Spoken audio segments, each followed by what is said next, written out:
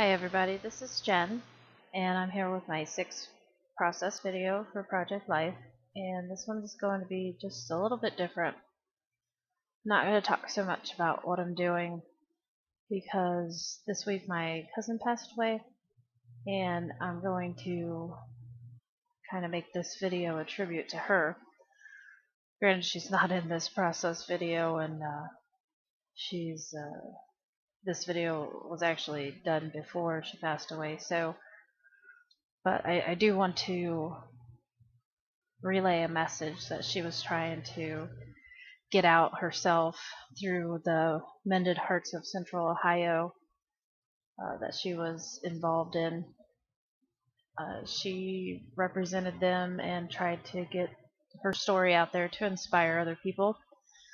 And I'm almost at 500 subscribers, and since I don't know 500 people personally, I figured this was the best way to do it. So first I want to talk a little bit about her situation. She was 33 years old, and she was born with a heart disease, and I'm going to read you her story in a minute. But basically, her message to everybody was to live life to the fullest and to not give up. And I think it's important to me because it makes me think that there are people out there who are trying their hardest to just survive on an everyday basis and live their life to the fullest. And there are healthy people, myself included, that take life for granted. And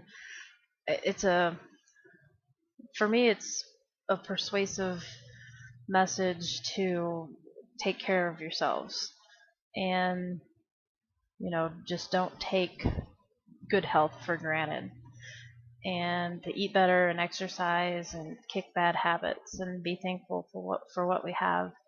And for those who don't have a choice and who are sick for any reason, with many diseases and illnesses that are going around, to don't give up and be hopeful.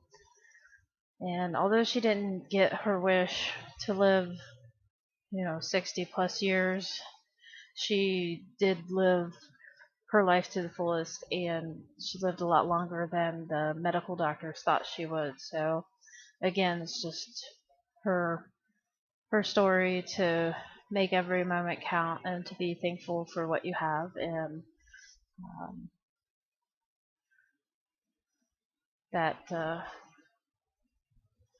that kind of thing. So she was 33 years old, and she had recently the story that I'm going to read was in April of this year, and in July she had the opportunity to go to California for a heart transplant because they wouldn't do it here in Ohio. And she had lived in Ohio her whole life, so that was a pretty big step to move to LA so that they could do this procedure. And what happened then was that she went in, and when you have a heart transplant, the first thing you have to do is get rid of all your antibodies. And this is my understanding of it.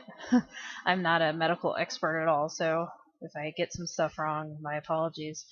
But they pretty much get rid of all your antibodies, and that is so that your heart doesn't reject, or your body doesn't reject, your new heart. And she did that, and in the process of doing that, her right ventricle failed, and she was on life support. And then she was going to be transferred over to a mechanical heart, but she didn't make it through the life support. So this is a tribute to her, and her name was Courtney Williams, and she was from Ohio. And I am going to tell her story now and follow it by a long moment of silence. And I appreciate everybody listening to this story and watching my video in turn. So the piece that I'm about to read again was wrote in April, and it's titled Inspiring Hope. It was wrote for Mended Hearts of Central Ohio at www.mendedheartscentralohio.org. And their motto is, "It is great to be alive and to help others." And this piece was a tribute to a success story, and they have several on their website if you're interested in watching, and they also have support groups. And it starts with a quote from Courtney. It says, "I am thankful for all of the obstacles I have been able to overcome." And then her story begins. "As a baby, I was diagnosed with pulmonary aortic stenosis at 6 months old. That was the beginning of a long journey living with a congenital heart defect. I had my first open heart surgery at the age of 4 and a second open heart surgery at 10. Both of these procedures were done to help widen my aortic and pulmonary valves until I was old enough to have them replaced. As a child, I wanted to be like everyone else, and I did not let my heart condition control my life.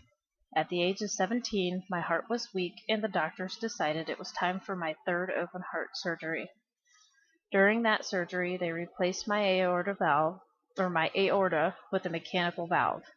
I got extremely sick following that surgery, but I recovered enough to have my fourth open heart surgery that replaced my tricuspid valve with another mechanical valve only a few months later.